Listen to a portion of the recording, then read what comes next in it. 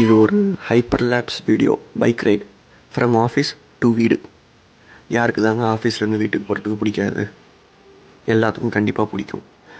அதுவும் பைக்கில் சொல்லவே வேண்டாம். அது ஒரு பிளிஸ். அது எத்தனை கிலோமீட்டர் வேணால் இருக்கலாம்.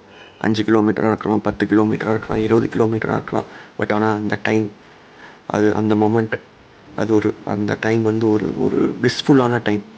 ஏன்னா காலையிலேருந்து நம்ம நிறையா ஸ்ட்ரெஸ்ஸில் இருந்திருப்போம். ஆஃபீஸில் நிறையா சண்டை பிரச்சனை என்னென்னமோ இருந்திருக்கும். பட் இருந்தாலும் இந்த டைம் வந்து அதை எல்லாத்தையும் கடந்து நம்ம வீட்டுக்கு போகிறோம், நம்ம ஃபேமிலியை பார்க்க போகிறோம் அப்படிங்கிற ஒரு சந்தோஷம் இருக்கும். அதுதாங்க லைஃபுக்கு வேணும்.